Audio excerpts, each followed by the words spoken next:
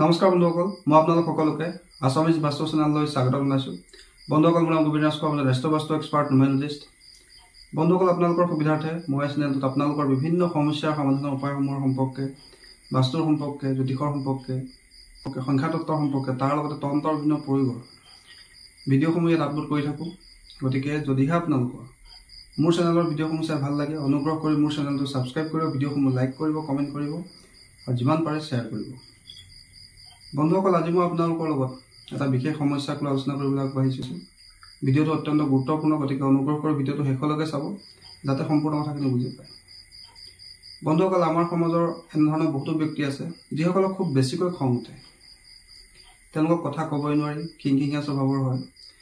অলপতে তেওঁলোকৰ খং উঠি যায়, মানুহক বেয়া ব্যৱহাৰ কৰে, যাৰ কাৰণে ঘৰ পৰিয়ালৰ ব্যক্তিৰ লগত তেওঁলোকৰ সম্পৰ্ক বেয়া হয়, পতি বা পত্নীৰ লগত সম্পৰ্ক বেয়া হয়, বন্ধুৰ লগত সম্পৰ্ক বেয়া হয়, ওচৰ চুবুৰীয়াৰ লগত তেওঁলোকৰ সম্পৰ্ক বেয়া হয়। বন্ধুসকল, খং বেছিকৈ উঠাৰ বিভিন্ন কাৰণ থাকে। কেতিয়াবা কিছুমান জ্যোতিষৰ কাৰণে মানুহৰ খং বেছিকৈ হোৱা দেখিবলৈ পোৱা যায়।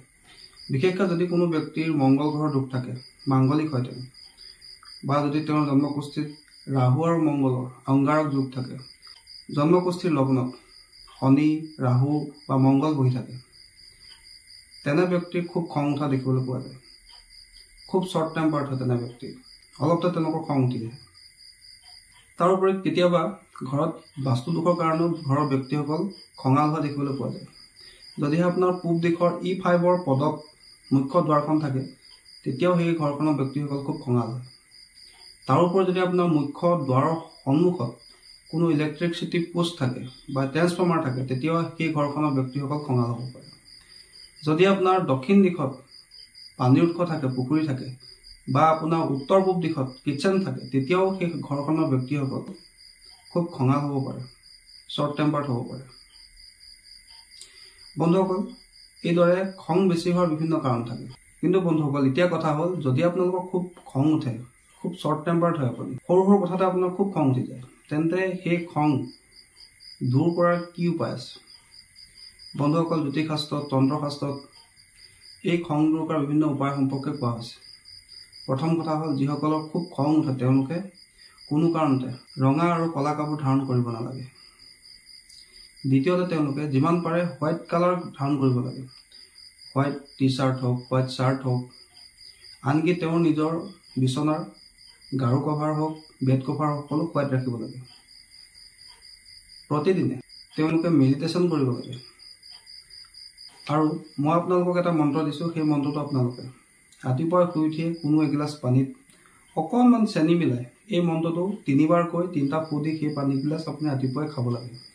বন্ধুসকল, মন্ত্ৰটো হৈছে ওম হ্ৰিং কাল ভৈৰৱায় মম ক্ৰোধ প্ৰশমন কুৰু কুৰু স্বাহা। আপোনালোকে ৰাতিপুৱা শুই উঠিব, এগিলাচ পানী ল'ব, এক গিলাচ পানীত অকণমান চেনি মিলাই লৈ এই মন্ত্ৰটো 3বাৰ কৈ 3টা ফু দি সেই গিলাচ পানী আপোনালোকে খাব। আৰু এই প্ৰক্ৰিয়াটো ডেইলি কৰিবলৈ ল'ব। বন্ধুসকল, মন্ত্ৰটো মই স্ক্ৰীণত দি দিছোঁ, ওম হ্ৰিং কাল ভৈৰৱায় মম ক্ৰোধ প্ৰশমন কুৰু কুৰু স্বাহা। বন্ধুসকল, তাৰোপৰি যিসকল ব্যক্তিৰ খুব খং উঠে তেওঁলোকে নিজৰ মূৰৰ শিতানৰ ফালে ৰাতিৰ সময়ত এক গিলাচ পানী ৰাখিব লাগে বা এটা মগত পানী ৰাখি থ'ব লাগে। ৰাতিপুৱা শুই উঠি সেই পানী তেওঁলোকে কোনো ফুলৰ টাবত ঢালি দিব লাগে। আৰু এই প্ৰক্ৰিয়াটোকে তেওঁলোকে সদায় কৰিব লাগে। তাৰোপৰি বন্ধুসকল, যিসকলক খুব বেছিকৈ খং উঠে তেওঁলোকে নিজৰ খং দূৰ কৰিবৰ কাৰণে বা কণ্ট্ৰল কৰিবৰ কাৰণে যন্ত্ৰৰ সহায় ল'ব পাৰে। তন্ত্ৰশাস্ত্ৰত এনেধৰণৰ বহুতো যন্ত্ৰৰ বিষয়ে উল্লেখ আছে। মই আপোনালোকৰ স্ক্ৰীণত এটা যন্ত্ৰ দিছোঁ। এই যন্ত্ৰটো আপোনালোকে কোনো মংগলবাৰৰ দিনা ৰাতিপুৱাৰ সময়ত ভোজপাতৰ ওপৰত, অন্য কাগজত লিখিলে কিন্তু ইয়াৰ ফল আপোনালোকে লাভ নকৰিব। আপোনালোকে পূজাৰ দোকানত যাব, ভোজপাত 30 টকা 50 টকাত একেডাল আপোনালোকে পাই যাব। সেই ভোজপাতৰ ওপৰতে ৰঙা কলমৰ সৈতে এই যন্ত্ৰটো আপোনালোকে লিখিব। লিখি লৈ এই যন্ত্ৰটো পাৰিলে নিজৰ লগত ৰাখিব, নিজৰ লেপত ৰাখিব, আৰু লেমিনেশ্যন কৰি ল'ব যাতে ফাটি চিটি নাযায়, বা নিজৰ পাৰ্চত ৰাখিব পাৰে, বা নিজৰ গাৰুৰ তলটো আপুনি ৰাখি থ'ব পাৰে। তাৰোপৰি বন্ধুসকল, যিসকল ব্যক্তিৰ খুব বেছিকৈ খং উঠে তেওঁলোকে মুকুতাৰ মালা বা মুকুতা পাথৰ ধাৰণ কৰিব লাগে। মুকুতা পাথৰে আমাৰ খং বা আমাৰ এগ্ৰেশ্যনক কণ্ট্ৰল কৰি ৰখাত সহায় কৰে, আমাক মনক শান্ত কৰি ৰখাত সহায় কৰে। গতিকে যদি আমাৰ খুব বেছিকৈ খং উঠে তেন্তে আমি মুকুতাৰ মালা বা মুকুতাৰ ব্ৰেচলেট বা মুকুতাৰ ৰত্ন আমি ধাৰণ কৰিব লাগে, বা আমি ৰূপৰ চেণ্ডেল ডিঙিত ধাৰণ কৰিব পাৰোঁ।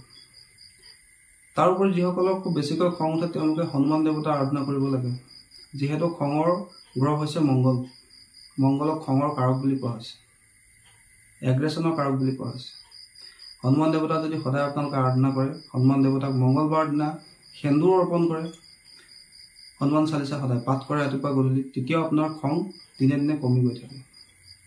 তাৰোপৰি বন্ধুসকল, আপোনালোকে নিজৰ খং দূৰ কৰিবৰ কাৰণে বা কণ্ট্ৰল কৰিবৰ কাৰণে, বা আপোনাৰ শ্বৰ্ট টেম্পাৰ যদি কিবা স্বভাৱ আছে, সেই স্বভাৱটো যাতে আপোনাৰ জীৱনৰ পৰা লাহে লাহে আঁতৰি যায়, তাৰ কাৰণে আপোনালোকে এঞ্জেল নাম্বাৰ সহায় ল'ব পাৰে। বন্ধুসকল, মই আপোনালোকক স্ক্ৰীণত এটা এঞ্জেল নাম্বাৰ দিছোঁ। এই এঞ্জেল নাম্বাৰটো আপোনালোকে প্ৰত্যেক দিনে নিজৰ বাওঁ হাতত লিখিব, নিজৰ পানী খোৱা বটলত লিখিব, বা কাগজত লিখি নিজৰ পাৰ্চত ৰাখিব পাৰে, নিজৰ গাঁৱত লগতো আপোনালোকে ৰাখি থ'ব পাৰে। তাৰোপৰি মনে মনে এই এঞ্জেল নাম্বাৰটো আপুনি জপো কৰিব পাৰে। বন্ধুসকল, সেই এঞ্জেল নাম্বাৰটো হৈছে 54437949। বন্ধুসকল, নাম্বাৰটো আকৌ শুনি লওক, 54437949। এইটো এঞ্জেল নাম্বাৰ যিসকল ব্যক্তি খুব বেছিকৈ খং উঠে, শ্বৰ্ট টেম্পাৰ্ড হয়, তেওঁলোকে ব্যৱহাৰ কৰিব লাগে। আৰু তেওঁলোকে সদায় গ্ৰীণ পেন এটা লৈ নিজৰ বাওঁ হাতত বাহুত এই এঞ্জেল নাম্বাৰটো লিখিব লাগে, মনে মনে জপ কৰিব লাগে। পানী খোৱা বটলটো তেওঁলোকে লিখি ল'ব পাৰে। তাৰোপৰি যিসকলৰ খুব বেছিকৈ খং উঠে, খঙক তেওঁলোকে কণ্ট্ৰল কৰিব নোৱাৰে, তেওঁলোকে সদায় গ্ৰীণ কালাৰ বটলত পানী খাব লাগে, বা হোৱাইট কালাৰ বটলত পানী খাব লাগে। বন্ধুসকল, আৰু যিমান পাৰে ৰঙা বস্তুৰ পৰা, ৰঙা চাৰ্ট হওক, ৰঙা ৰুমাল হওক, বা যিকোনো ধৰণৰ ৰঙা বস্তুৰ পৰা আঁতৰি থাকিব লাগে। ৰঙা বস্তু মংগলবাৰ দিনা দান কৰিব লাগে। বন্ধুসকল, আশা কৰিছোঁ আজি আপোনালোকে গম পালে। যদিহে আপোনালোকৰ খুব বেছিকৈ খং উঠে, ইয়াৰ কাৰণনো কি কাৰণে আপোনাৰ বেছিকৈ খং উঠে, আৰু লগতে আপোনালোকে গম পালে যদিহে আপোনালোকৰ খুব বেছিকৈ খং উঠে, শ্বৰ্ট টেম্পাৰ্ড হয়, আপুনি কথাই কথাই আপোনাৰ খং উঠি আহে, তেন্তে তাক কণ্ট্ৰল কৰিবৰ কাৰণে আমি কি উপায় কৰিব লাগে। বন্ধুসকল, মই যিখিনি আপোনালোকক উপায় দিলোঁ, গোটেইকেইটা উপায় অত্যন্ত পৰীক্ষিত উপায়। আপোনালোকে কৰি চাব, নিশ্চয় ইয়াৰ পৰা আপোনালোকে ভাল ফল লাভ কৰিব। বন্ধুসকল, আশা কৰিছোঁ আজি আপোনালোকৰ এই খং দূৰ কৰা, অত্যাধিক খং দূৰ কৰা এই উপায়কেইটা সম্পৰ্কে জানি ভাল লাগিলে। যদি ভাল লাগিলে অনুগ্ৰহ কৰি ভিডিঅ'টো লাইক কৰি দিব, কমেণ্ট কৰিব, আৰু মোৰ চেনেলটো ছাবস্ক্ৰাইব কৰিব। ধন্যবাদ।